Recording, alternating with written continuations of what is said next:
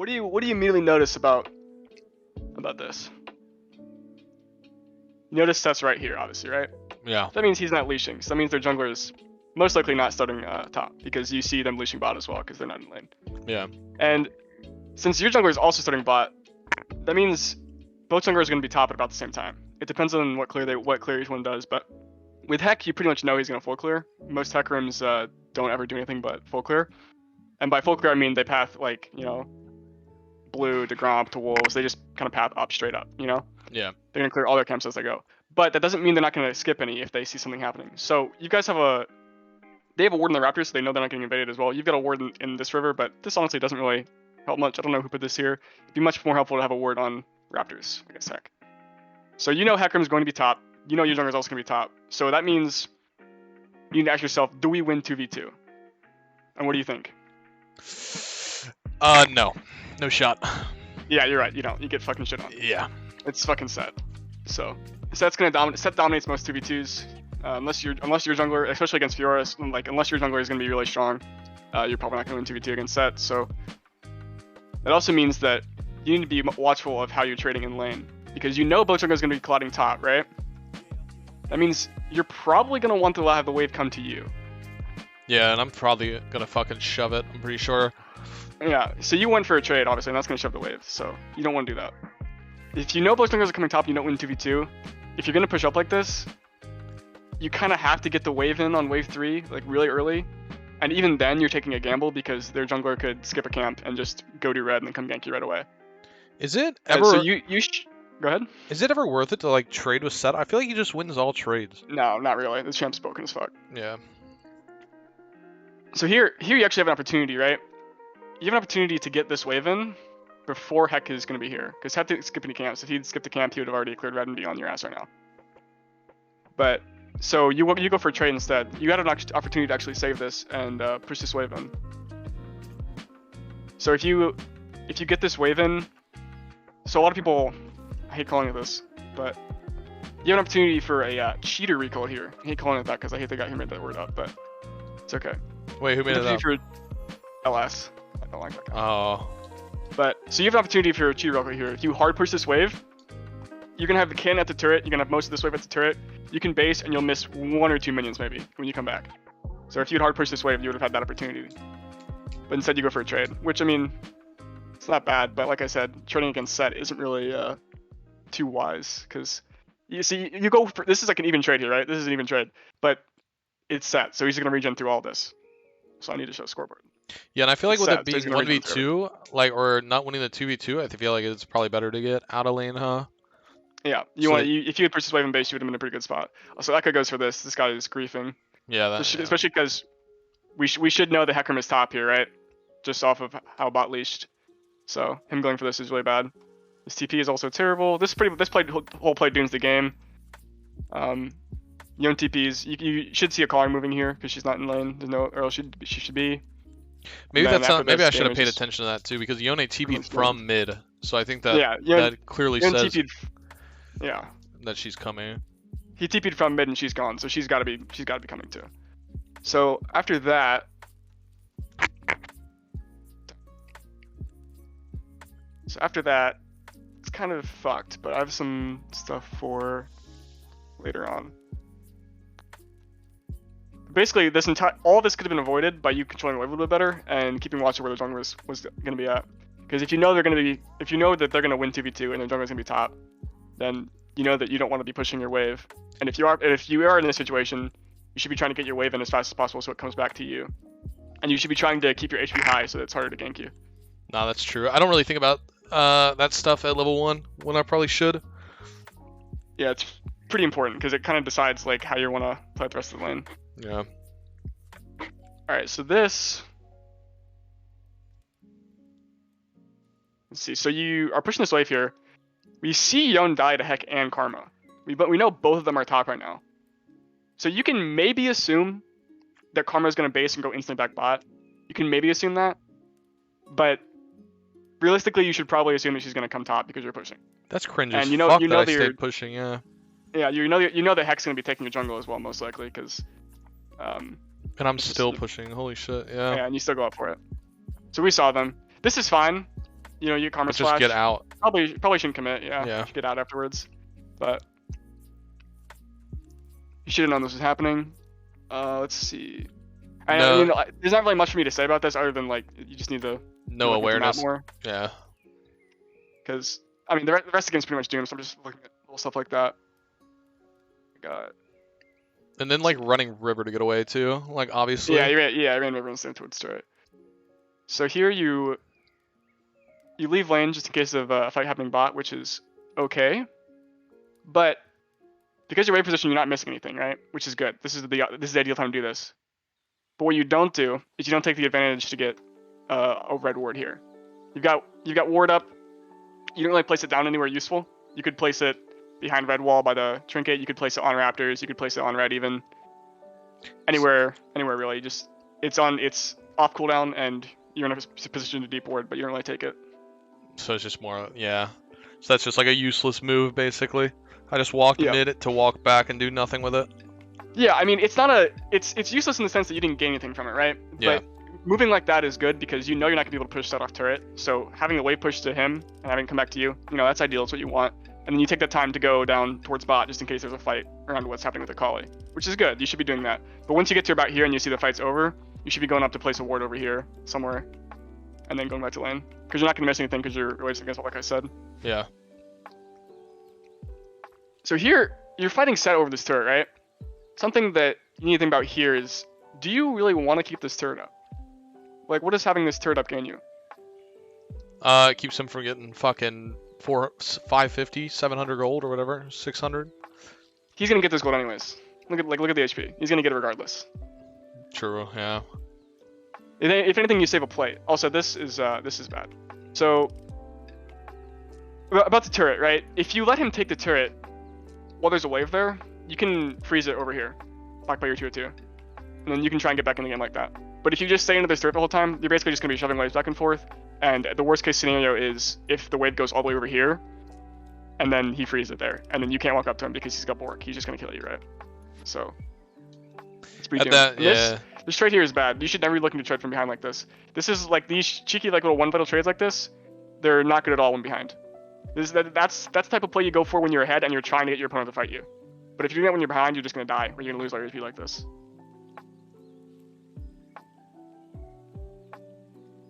That makes sense. Yeah. Echo comes here and saves this a little bit, which is nice, but the idea behind that is it's not good. Does his R go on cooldown here? I want to see. It does. That's crazy. He didn't even get like the animation off. So 1 sec, I want to look at this here.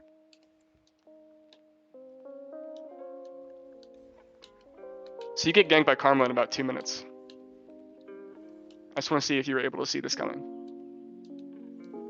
Okay, so it's a little bit unrealistic to have knowledge of this, but when supports base, they always have the opportunity to come top, always. Whether it's a bad room or not, something you have to realize about Soki is that people are gonna take bad rooms all the fucking time. Whether it makes sense for them to be top or not based on their wave, they could be, right? So Karma basing here. She's running mid, which is actually what a lot of good supports do. It's off base, they just go run mid because it lets them get around the map easier. They can go top if they see something happening. They can go bottom if they see something happening. They can get the vision they want. So she's going to run mid off base here, right? And I don't think you're ever going to get vision of her, but it's not unreasonable to say that she could be coming top off this base. And I started typing and it too. Yeah. Yeah, that's also rough. But you just got to keep in mind of when the support's on the map and not, because at this point in the meta, the supports are second junglers. So you have to keep tracking them too. It's not just jungle. But I think that's pretty much it for this game. I feel like that's still greed because I didn't put any like vision in river or in try. Yeah, it is. But that's it for that game. Okay. So this game, Lee and Mord, I feel like we win this 2v2 hard, and I just want to keep him under the tower. Yep. So my first question with this game is obviously, so we go to this. It's a similar case to the last game. We see both bot lanes leash, right? So oh, the game just ended. Oh shit, who won? Oh shit. Spoilers. Alright, so you see both bot lanes leash again. Yeah. Because you see him showing lane here. So, question is, what is your plan off this? You guys win 2v2, so what should you be going for? What do you think you should be going for? I think win 2v2. I love when I play against like if it's like this type of lane, I want to shove him and trade the fuck out of him and try to like all in him honestly at level 2. Yeah. And you've also got a heavy advantage in this lane because Fiora's pretty good in the Mord, so. Yeah. Not heavy, but like, you know, you should be winning trades if you're playing them correctly. I try to take a lot of trades against Mord. Yeah, this is good here. This is a good punish. He goes for the Sidle. And you should just keep trading with him, to be honest. You can keep trading, keep hitting the wave. What you want to do since you win 2v2 is secure Prio for Graves. Because both junglers gonna be going for this crab, right? But what's important to note is that, like I mentioned earlier, junglers are gonna do different clears, right? Graves is clearing his entire bot side. Lee Sin's already here. So he's gone red, raptors, wolves. He's already here. He's already top. And since you're trading hard, that means you're gonna be a prime target for him to gank you. I think after that trade, I should have gone and warded. Yeah. Yeah, you can ward up I this. did, right? Maybe I think I did. You go to ward and he ends up being there and he fights Graves and there's some shenanigans that goes on with you ended up getting the kill. But you just need to keep that in mind, is that the junglers gonna do different clears. Graves is another jungler that's gonna want to do full clears because Graves clears junglers really fast. They don't always do full clears on Graves, but a lot of them do. And this guy ended up doing it. So that means that Lee's gonna be and Lee doesn't tend to be a full clear jungler. Lee tends to be he's gonna take like 3 or 4 camps and then gank. So do you ever when you're playing, do you ever like look at the runes and think of them as like less of a threat? Like if you see like electrocute Lee Sin, does that like scare you at all? No, not really. For like an early gank, you know what I mean? No, it just depends. Because they should be doing the gank regardless. This is some funky shit going on here. But you see, if you'd been getting Prio this whole time, this would have been much better. What you can also do here is you can let this push back to you as well. Then you won't have Pilar for Crab, but you'll be in a better lane state in terms of actually for your lane personally. Won't be as good for your jungler, but yeah. Sometimes you gotta say fuck the jungler. Yeah, here, it's so you end up helping the jungler and it ends up going well, but your pathing's a little awkward here. You should just run straight down to help your jungler. There's no reason to go like around like the side. You end up getting a kill here, which actually is really, really good for your lane. Yeah, but if Mord sits there, he gets out though. You know what I mean? Yeah. Well, if you parry the Mord W, he also doesn't get out. But true, I did kind of fuck that up, and that you know that canceled my Q too. I didn't think I was gonna get that kill.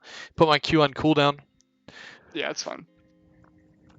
So here, how much gold do you think you have right now?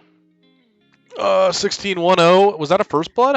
Or no, it wasn't because he got first blood. I'd probably say about 800. 800? Yeah. Okay. You got 940. After you push this wave, you're gonna have enough for Iron Spike. What is that? Oh, yeah. Good punish on him. Obviously, you've got red buff, and he's not respecting you at all. So you really want to dive this, right? I can already tell. You really want to dive this. You even try to stop his recall with a QW. But is diving it even really worth it? If you take this time instead of QWing him to push this wave out, you have 1100 gold. Yeah. And you have 1100 gold and a free base. He has to TP. You have a free base, but since you didn't take this time, this wave crashes here. Then I get stuck. So now you're in an awkward spot where you have to try and push this back and forth. And he's the recall up now. Whereas you could have been in base, sitting waiting for Iron Spike. You need 10 gold. You would have had Iron Spike, came back, you would have a huge advantage. You would have had TP advantage, a huge item advantage, and you have double buffs. Pretty sure I just end up getting lucky here and staying and getting the kill. Yeah, so you end up getting the kill, but it's a bit of a flip. So now you're, like I said, now you're in this awkward spot because this wave crashes like right here where Mord's standing. You're in this awkward spot where you can't really hit these casters, so the wave ends up getting really fucked off of this. While you're in this situation, it's okay to trade with him, but right here you should be trying to hard push, get the wave in. He walks up, you go for a kill here. This is a bit of a flip.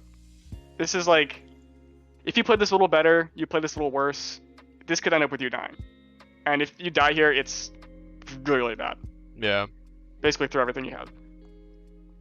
But it's good that you push this here. Like, that literally ruins the game if I die there and he gets double buffs. Yeah, if you die there, he gets double buffs, he gets Brennel done. You have no lead anymore, and it's really hard for you to get back in the game. And I think So I was, here you buy- instead of shoving, I think I was trying to fight because I think in my head, I thought the solution would be like, if I get the kill, well, then I just win. You know, the lane's just over if I get the kill. Yeah, the lane is over if you get the kill, right? But it's about taking small victories. Yeah, If it's you, just a if you don't huge try gamble. and fight there, yeah, if you try and fight there, lane is over if you get the kill, right? But if you die, the lane is also over in the other direction. Whereas if you base, you have huge item advantage, double buff advantage, TP advantage. So it's a small victory that's going to lead to bigger victories later on. It's like, So okay, here- yeah. It's like that huge risk, like big reward, but it's like you could just be, it's way more safe to just keep your lead and keep doing like what you're doing and slowly get ahead Yeah. instead of just trying to fucking do it with a coin flip. Exactly. Also, you have like 200 gold extra here, I believe, right? Yeah, you have 265. You buy a potion and a ward. I would recommend going boots early against Mord. It's really, really helpful against champions that need to hit skill shots like this. Because realistically, Mord has to hit his E and Q on you to do any damage. If he's just sitting there autoing you, Mord's been nerfed so much at this point that him just sitting there autoing you is not going to do any damage. Almost all of his damage is pumped into his Q. So if you have tier 1 boots and you can dodge his Q without using your Q, it's a huge advantage for you.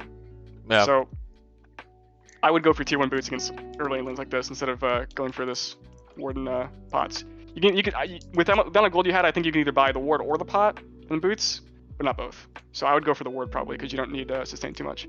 So here, this is pretty.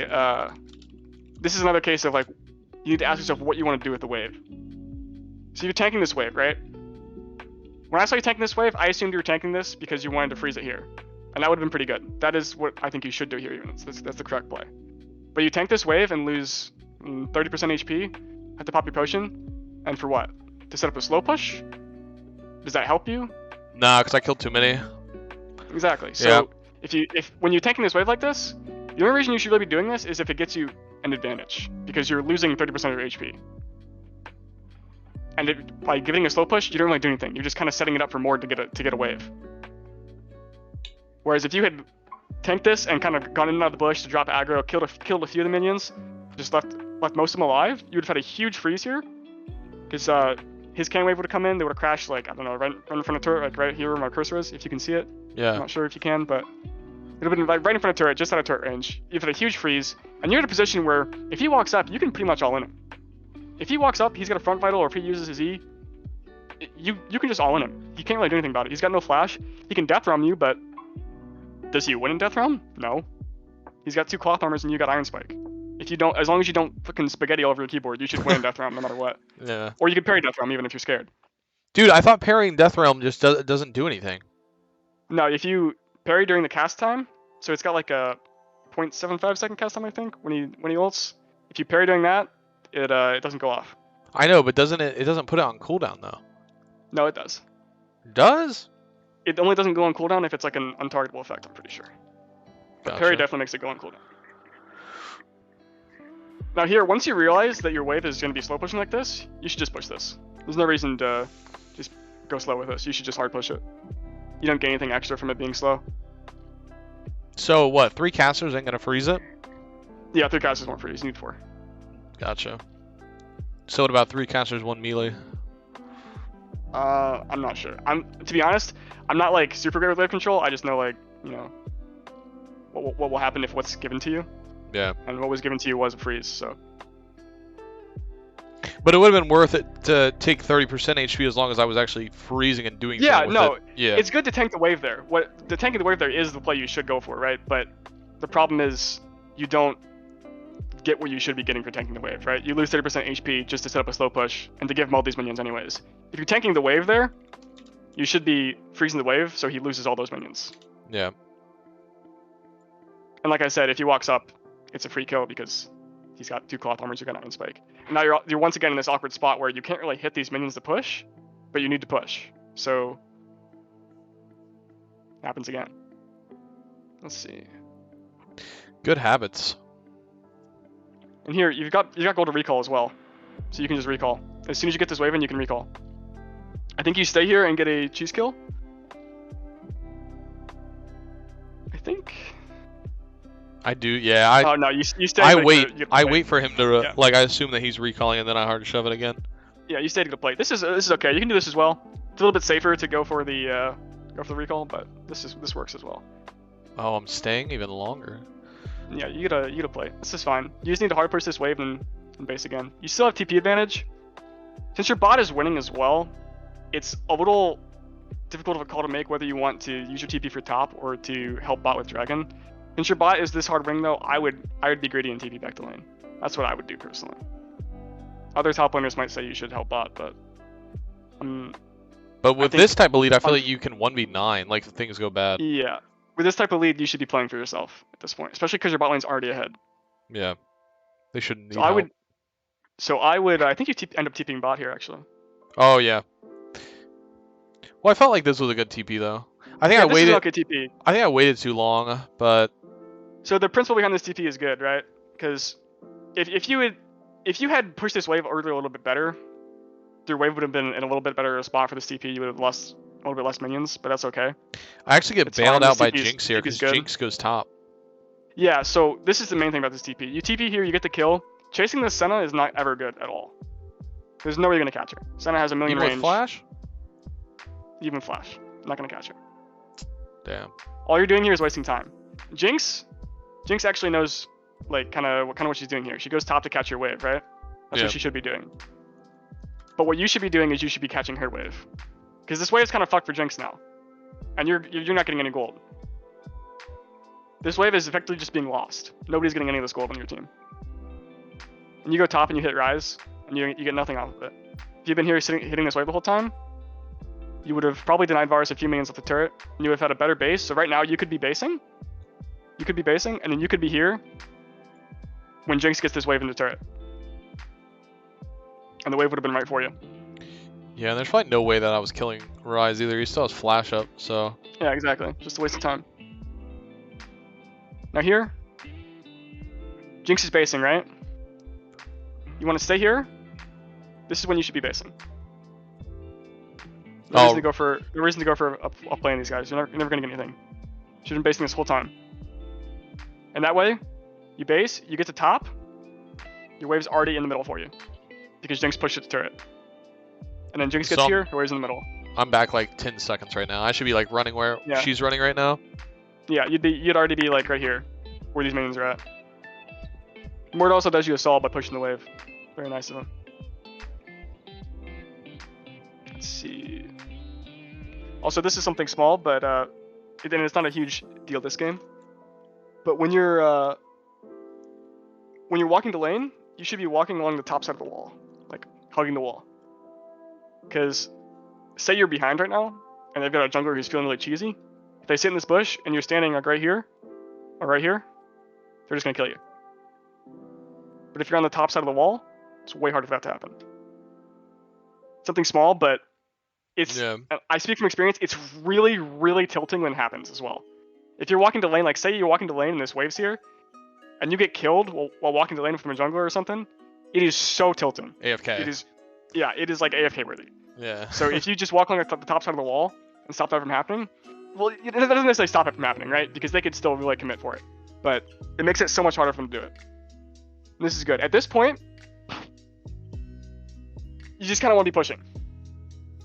You don't really gain anything unless Mord gives you like a really good freeze. You don't really gain anything from keeping the wave on your side.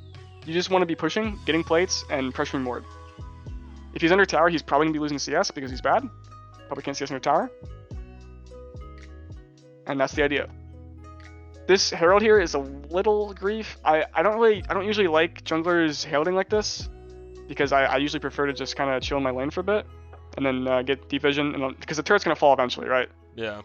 Heralding to force it is okay in some situations, but I would not call it okay in this situation, because you can't really get anything off the Herald. Probably would have been better for us just to take top tower and then for him to use it like mid, where there's still 5 plates.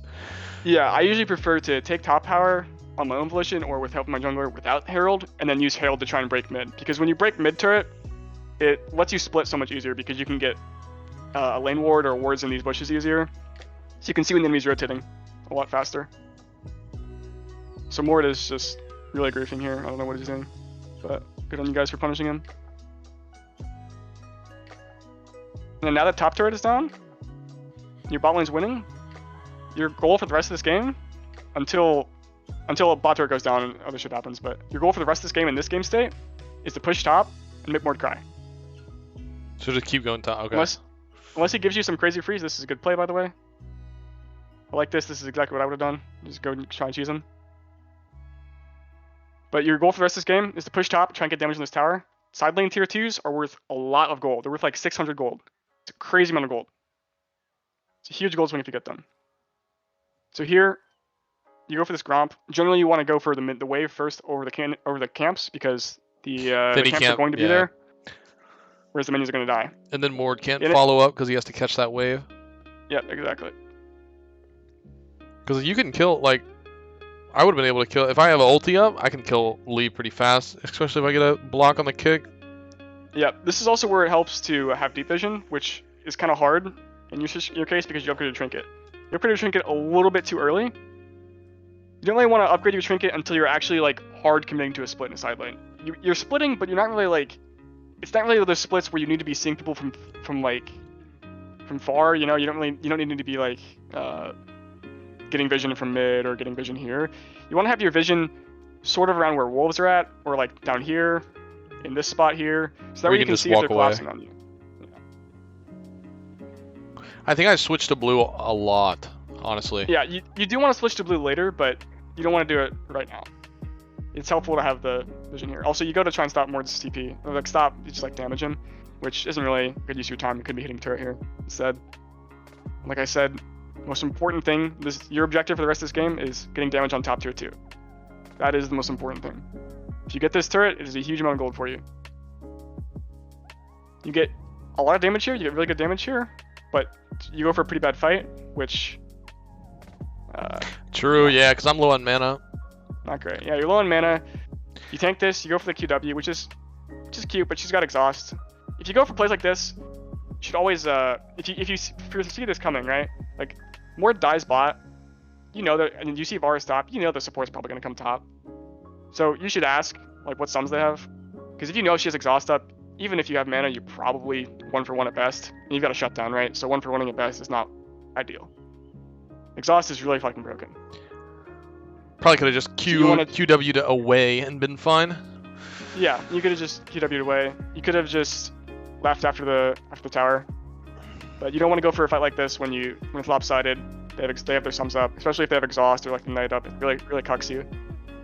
Especially not when you have a shutdown, because 1-for-1ing like that, that's like I said, that plays a 1-for-1 at best, and 1-for-1 at best when you have a 300 gold shutdown. It's not worth. It's not good. Yeah. If you have a bigger shutdown as well, it's crazy. That kind of stuff just randomly ends games that are in your favor.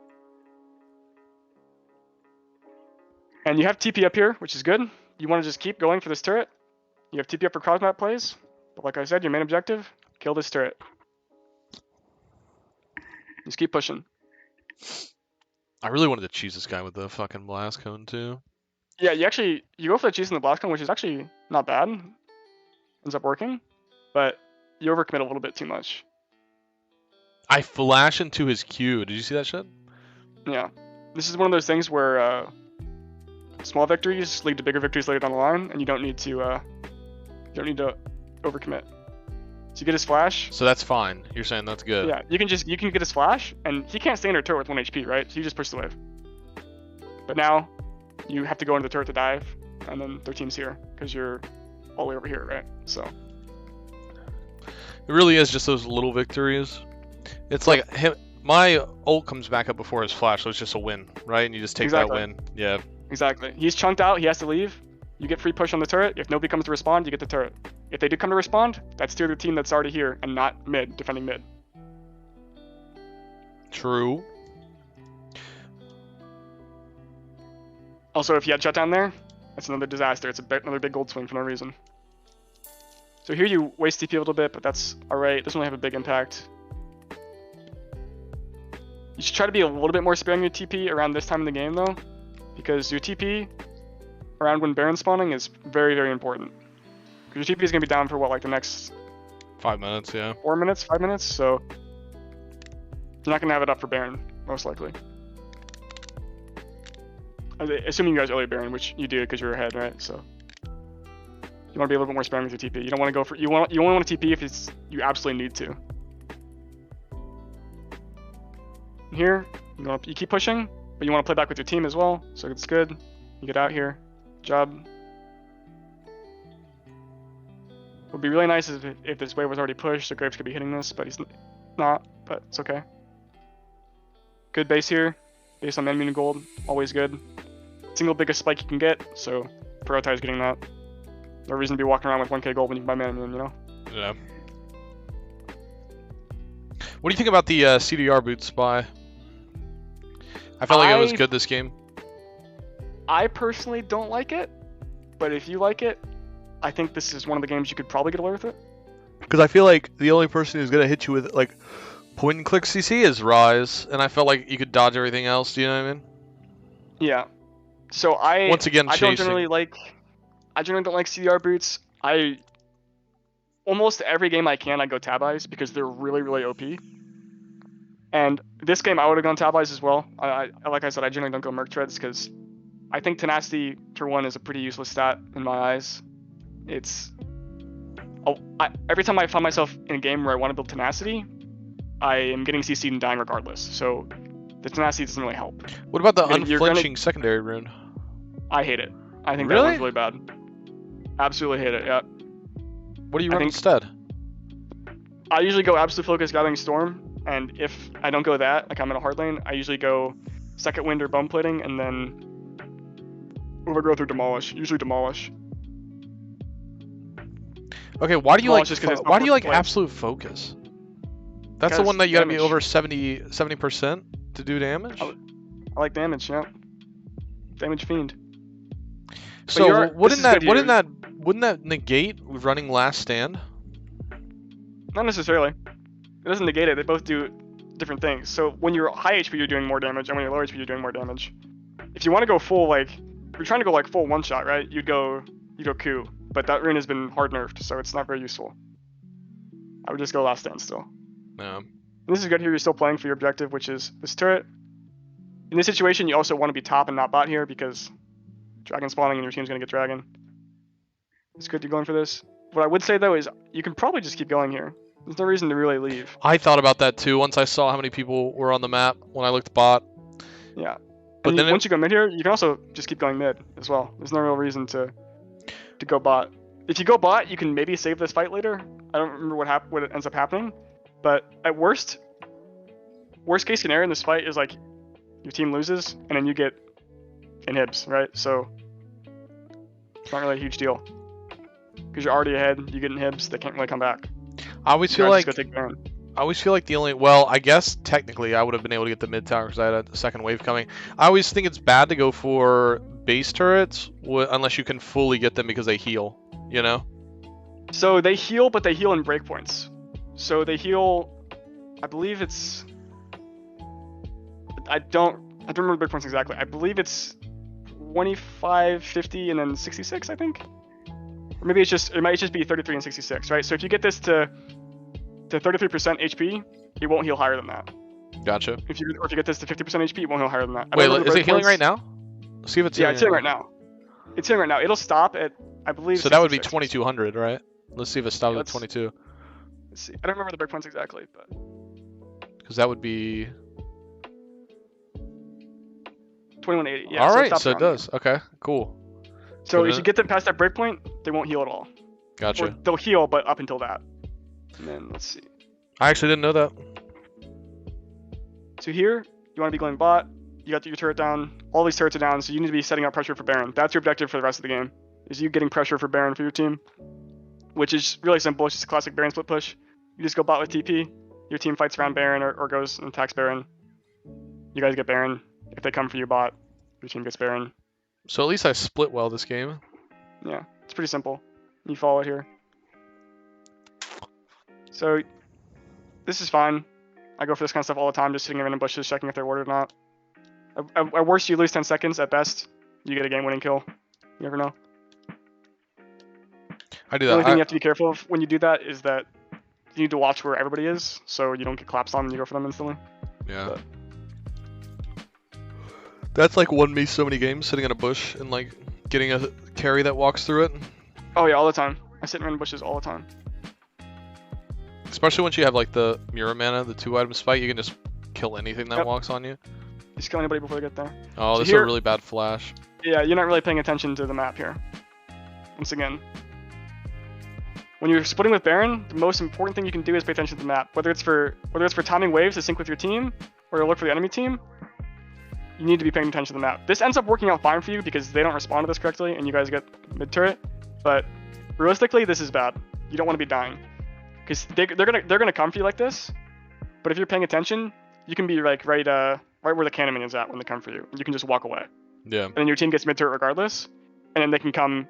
They can either go bot and push out bot, or they can come with you and get top turret, and you get 2 inhibs for free. You don't have to die.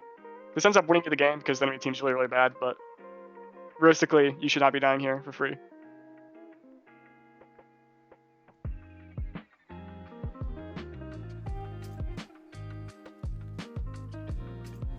Because, you know, in 30 seconds, this all would have happened regardless, but Yeah. you'd be here right away.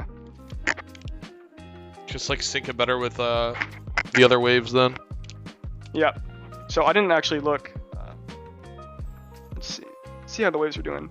Because when you push a Baron, you want to sync it with wherever your team's pushing. If you can sync it with all 3, that's ideal, but that's pretty hard to do.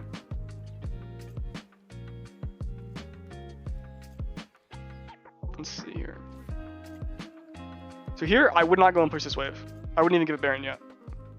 I would wait for my team Oh, to you be wouldn't ready want it push to this. build. Yeah. Okay. Yeah. And then push it when your team's wave is pushed as well. When everybody's ready to push. That's kind of smart. Because the wave will build, and it's going to push eventually, but then you guys are going to be hitting the turrets at the same time. But if you let that build or wave just sit there and then you Baron it once the second one gets to it, then I'm catching this wave like what, fucking a little bit higher up into the wave, and Mord's not even gonna walk up that far anyways. It would have caught like right there. The idea is the wave would be crashing like sort of up here, like a little bit farther than the Senesul, right? Mord's not gonna walk up. That's too far up. Yeah. And then these waves are gonna be timed together. So when you end up pushing this wave out, this wave is gonna be hitting mid turret, while your wave is hitting mid turret as well. And that's so gonna be like respond to both at the same time. And it's gonna be like a 2-wave crash, so they have to send multiple. Exactly. So they just They have lose to send game off that. multiple each. Yeah. Yeah, exactly. Whereas even if you don't die here, right, and you're hitting this turret, well, they're just going to defend this really easily because it's just you and the wave, right? So they're just going to rotate 4, defend this wave, and then rotate 4 to mid, defend this wave as well. And they're just going to keep doing that back and forth since the waves are mistimed. But if you wait and sync up your wave with whoever's pushing, then they both attack at the same time, and they have to choose. And that's how and when throws they choose, happen. they're always going to lose, pretty much. Because of this behind, they can't defend both at the same time. So if they have to choose, they're going to lose. Dude, They either choose, hashtag that. They either send 4. they either send 4 for you and stop your wave, and they get mid, and then and your team gets mid, or you get top, they stop mid. That's they actually send 2 and 2, and they lose both. That's actually smart. That's how throws happen right there, by mistiming like the little shit. That's smart. Wait, say that again. Choose to lose. You gotta fucking phrase They have that. to choose, they're gonna lose. Yeah, dude, that's a phrase, man. Hashtag. Yeah, trademark that shit. You should. If you have to choose, you're gonna lose. Fucking hashtag. That's going on my next TikTok. Thank you for that. And then your team just wins because you have TP, so you TP in. I actually learned some shit. Hell yeah. So I hope that was somewhat helpful. No, it was for real. You need to think about, one, where everybody is in the map, right? You're not really paying that much attention to the map. And 2, early game, you need to think about where the enemy jungler is pathing. If they're coming to top, what does that change for my lane? Do I want to push? Do I want the wave to me? Or do I want to be trading with my opponent? How much HP do I want to have? Everything you need to consider all of that when you see the jungler starting. And if they don't show, like if bot lane doesn't leash or bot lane does leash but top lane fake leashes as well, and you don't really know, you kind of just have to take your best guess and go off there, or go for the safe option. Yeah, I just need to do a lot more critical thinking while I'm playing, I think. Even like beforehand, like think ahead, not just think when it's happening, but like think ahead as well. Yeah, like for example, you can be like, oh, I'm in an easy lane this game. The jungler's not coming to me. I can just get a free recall here. I can come back to lane. I can base as soon as wave 4 gets here, because I'm gonna push and have wave 3 crash. Based on wave 4, I'm gonna come back to lane with longsword and a potion up for free. I'm gonna lose maybe 1 minion. And then you come into lane, you have a huge advantage, right? Yeah. Just think about stuff like that. It really improves how you play, because when you come into a game with a plan, even if the game doesn't exactly go to plan, you have some semblance of what you want to do, right? So you're not just going off the walls and going on the fly. But that's pretty much it. Well, any questions or anything? No, I'm ready to play, dude. Thank you, man. I really appreciate it. I'm gonna. Yep. Well, shit, Owen, thank you so much. Make sure you guys go and follow his stream, dude. I fucking appreciate you. And I'm ready to hop in the games and get some fucking wins, dude. Thank you, man. I really appreciate it for real. No problem. Hope you win. Thank you, bro. Let's fucking go. 2.5.